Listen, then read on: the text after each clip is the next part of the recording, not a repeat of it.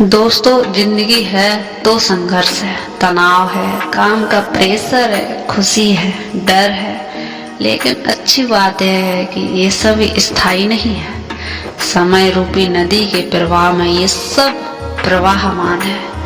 कोई भी परिस्थिति, चाहे खुशी की हो या गम की, कभी स्थायी नहीं होती। समय के अविरल प्रभाव में विलीन हो जाती है। ऐसा अधिकतर होता है कि जीवन की यात्रा के दौरान हम अपने आप को कई बार दुख, तनाव, चिंता, डर, हताश, निराश, भय, रोग इत्यादि के मकड़ जाल में फंसा हुआ पाते हैं। हम तत्कालिक परिस्थितियों के इतने वशीभूत हो जाते हैं कि दूर दूर तक देखने पर भी हमें कोई प्रकाश की किरण नहीं दिखाई देती। दूर से चींटी की तरह महसूस होने वाली परेशानी हमारे नजदीक आते आते हाथी के जैसा रूप धारण कर लेती है और हम उसकी विशालता और भयावहता के आगे समर्पण कर परिस्थितियों को अपने ऊपर हावी हो जाने देते हैं। वो परिस्थिति हमारे पूरे वजूद को हिला डालती है, हमें हताश और निराश के भंवर में उलझा जाती है।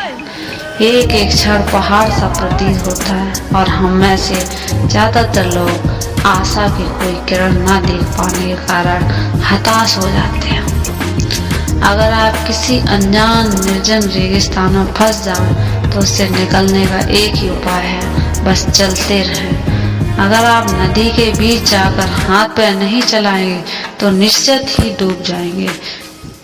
जीवन में कभी ऐसा क्षण भी आता है जब लगातार लगता है कि बस अब कुछ बाकी नहीं है। ऐसी परिस्थितियों में अपने आत्मविश्वास और साहस के साथ सिर्फ डटे रहें, क्योंकि हर चीज का हल होता है, आज नहीं तो कल होता है।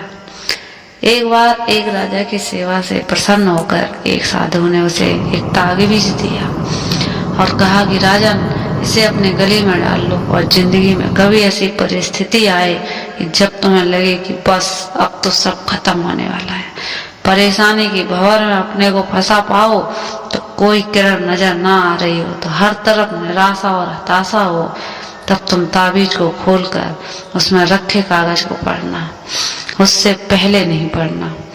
राजा ने यह ताबीज अपने गले में पहन लिया। एक बार राजा अपने सैनिकों के साथ शिकार करने घने जंगल में गए। एक शेर का पीछा करते करते राजा अपने सैनिकों से अलग हो गए और दुश्मन राजा की सीमा में प्रवेश कर गए।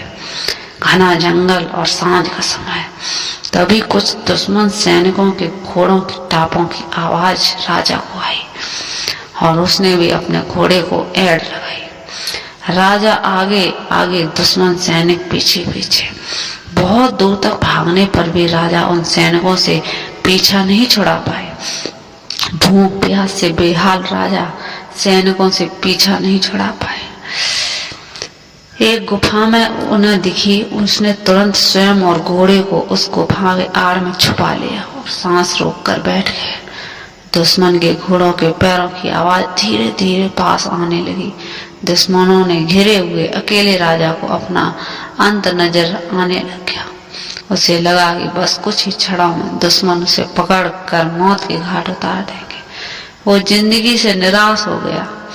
उसका साथ उसकी ताबीज पर गया और उसे साधु की बात याद आ गई। उसने तुरंत ताबीज को खोलकर कागज भी निकाला और पढ़ा।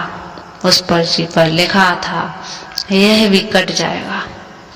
राजा को अचानक ही जैसे घोर अंधकार में एक ज्योति की किरण दिखी। डूबते को जैसे सहारा मिला। उसे अचानक अपनी आत्मा से एक अतनीय शांति का अनुभव हुआ। उसे लगा कि सचमुच यह भयावह समय भी कट ही जाएगा। फिर मैं क्यों चिंतित हो रहा हूँ, अपने प्रभु और अपने पर विश्वास रख।